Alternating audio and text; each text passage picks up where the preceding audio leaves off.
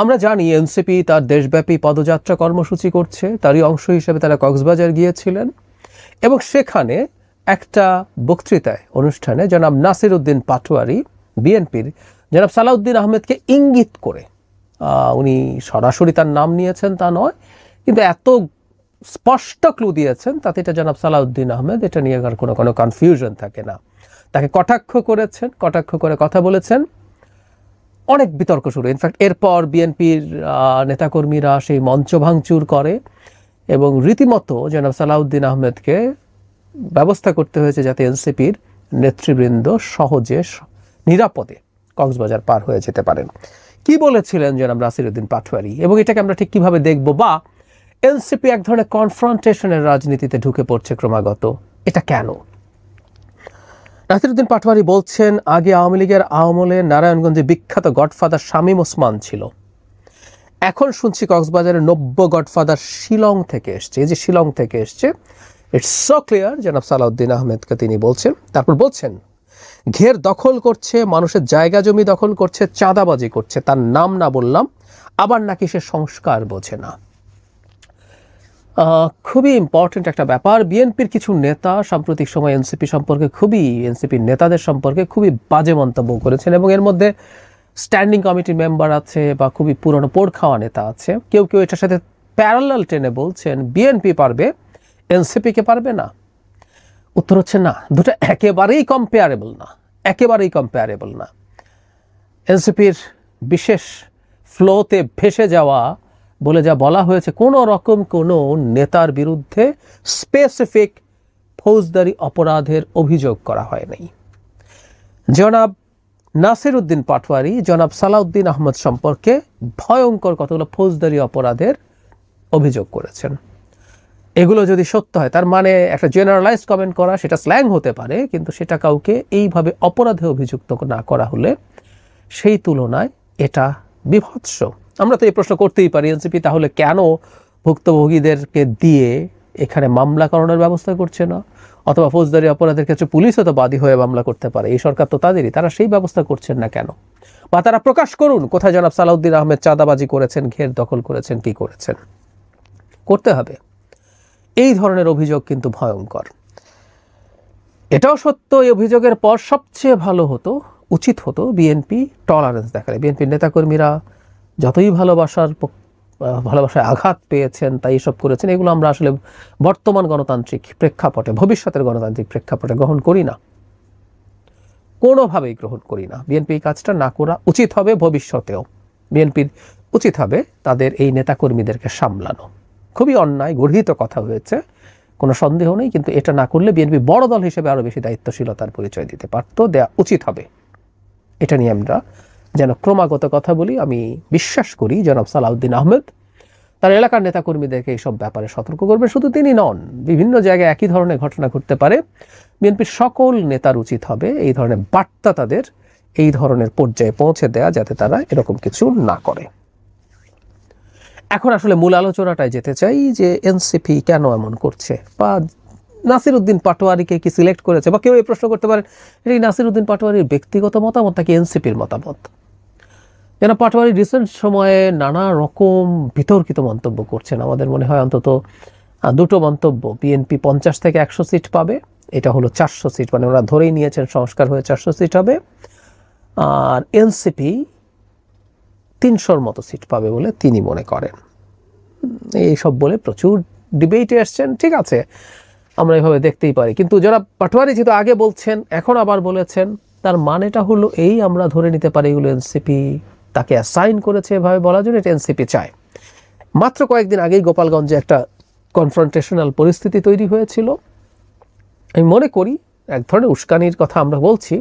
March two Gopalganj, অবশ্যই মনে হতে পারে পদযাত্রা কেন মার্চ হয়ে যাবে, কিন্তু এটা না হলেও সমস্যা হতে পারত। কিন্তু ওখানে একটা কনফ্রন্টেশন এবং সেটার রিয়াকশনে তারা আবার নানান কিছু বলছে, এটা তাদের রাজনীতিতে সাহায্য করছে, তাদেরকে প্রাসঙ্গিক করে রাখছে। রাজনীতিতে relevance is very important.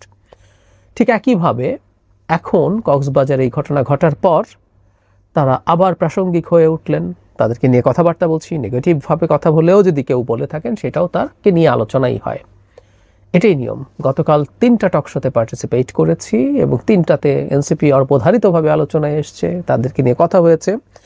R NCP অন্তত দেখাতে পারছে তারা আওয়ামী লীগের মার খায়, তারা বিএনপির মার খায় এবং তারা বিএনপি এবং আওয়ামী লীগকে একই রকম কিছু সেই হিসাবে তারা দেখানোর চেষ্টা করতে পারে এই ঘটনাগুলোর প্রেক্ষাপটে।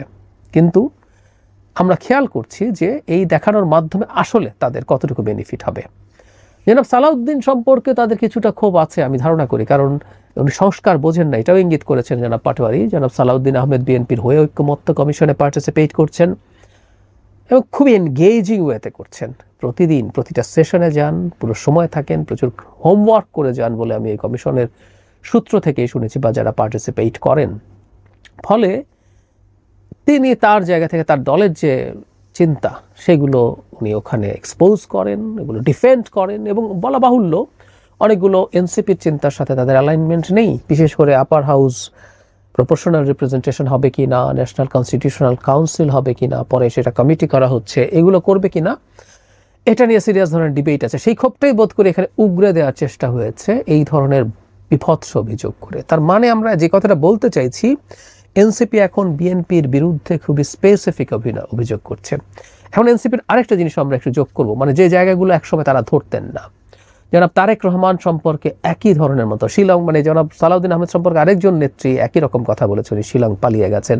জনাব তারেক রহমান সম্পর্কে লন্ডনকে ইন্ডিকেট করে কথা বলা হয়েছে যে কেউ ভারতে পালায় আর কেউ লন্ডনে থাকে, খুবই গুরুত্বপূর্ণ নেতা।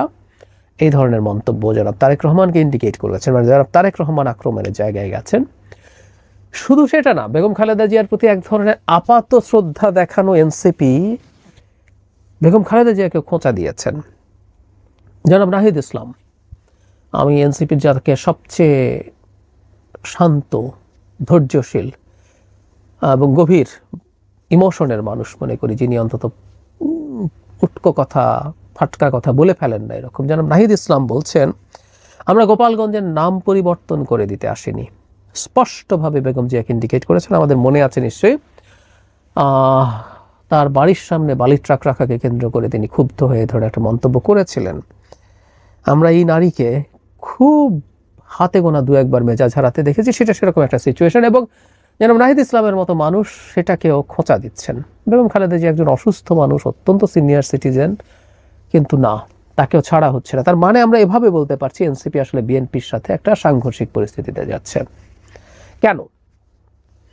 ওই যে বললাম, প্রথম একটা হলো প্রচুর আলোচনা এবং সোশ্যাল মিডিয়াতে আলোচনা, মানে তাদের তো খুবই তরুণ, তাদের জেনারেশনটা সোশ্যাল মিডিয়ার ইন্টারাকশনের মাধ্যমে বেড়ে উঠেছেন। সুতরাং তারা প্রচুর ইন্টারাকশন, প্রচুর রিয়াকশন না পেলে সম্ভবত তাদের ভালো লাগে না, তারা সেটা করেন এবং তারা মনে করছেন এই কনফ্রন্টেশনের মাধ্যমে তারা যদি হামলার শিকার হন সেটা তাদের প্রতি সিম্প্যাথি তৈরি করবে, শুধু আলোচনা না, সিম্প্যাথিও তৈরি করবে। আর আরেকটা ব্যাপার আমার একটু বলা দরকার বলে মনে হয়, তারা নির্বাচন পেছাতে চান। শুধু সেটাই না, তারা সম্প্রতি এই যে বিএনপির সাথে কনফ্রন্টেশন করে চাপ তৈরি করতে চাইছেন যাতে তারা বিএনপির কাছ থেকে ইলেকশনে কোনো লেভারেজ পান। তাদের সিটের এক্সপেকটেশন আছে, তারা কিছু আলোচনা করেছেন সিট নিয়ে, এই ধরনের একটা আলাপ নিয়ে আমি একটা ভিডিও করেছিলাম। এবি পার্টি জনাব মুজিবুর রহমান মঞ্জু এই ধরনের একটা কথা বলেছিলেন। তিনি মানে খুব কনফিডেন্টলি বলেছেন তা না, তিনি জেনেছেন, শুনেছেন, এভাবেই বলেছেন। কিন্তু এরকম ফিসফাস আমরা শুনি। আসলে এনসিপি এটা চাইতেই পারে, তারা কোনো না কোনো জোটে তো হয়তো যাবে, সেটা কি বিএনপির সাথে যাবে নাকি জামায়াতের সাথে যাবে, এই আলাপগুলো আছে। সুতরাং বিএনপির উপরে যদি চাপ তৈরি করা যায়, তাদের সিটের আন্ডারস্ট্যান্ডিংয়ের সুবিধা হতে পারে। সুতরাং এই যে তীব্র চাপ তৈরি, এটাকে এমন না যে এটা চিরস্থায়ী কোনো শত্রুতার বিষয়, সেটা নাও হতে পারে, এটা এই কারণে হতে পারে। হোয়াট এভার, আমি ব্যক্তিগতভাবে মনে করি রাজনীতিতে কতগুলো রেড লাইন আছে, এটা একটা রেড লাইন ছিল। এই রেড লাইনগুলো আমরা ক্রস না করা ভালো। আমরা সমালোচনা করব, বিতর্ক করব। আমি এটা বলি যে বিএনপির সংগঠন হিসেবে কতগুলো অপরাধ বেশ কিছু মানুষজন করছে, স্পেসিফিকলি এরকম কেউকে না বলেও, যদি প্রমাণ না থাকে, সেগুলো নিয়ে তারা রাজনীতি করবেন। তারা বিএনপি খারাপ, তুমি বিএনপির কাছে যেও না, তুমি আমার কাছে আসো, এটা বলবেন।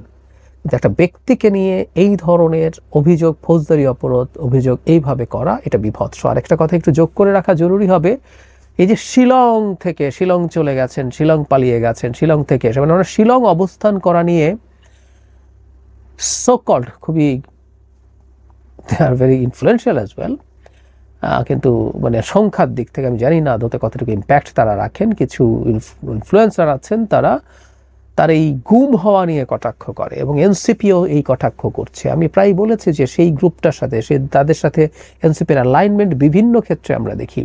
মানে একটা মানুষ বর্বরতম একটা অপরাধের শিকার হয়েছেন, সেই মানুষটাকে নিয়েও তাচ্ছিল্য বিদ্রুপ করা হয়। এটা অত্যন্ত নিম্ন রুচির পরিচায়ক, অত্যন্ত নিম্ন রুচির পরিচায়ক। হতেই পারে তার সংস্কার নিয়ে আলোচনা তাদের পছন্দ হচ্ছে না, তাদের চিন্তা ভিন্ন হতেই পারে, কিন্তু তার জন্য এই জিনিসগুলোকে কটাক্ষের পর্যায়ে নামা এনসিপির মতো দলের কাছ থেকে আমরা এক্সপেক্ট করি না। মুখে অন্তত তারা নতুন বন্দোবস্তের কথা বলেন, এটা তাদের মাথায় রাখতে হবে।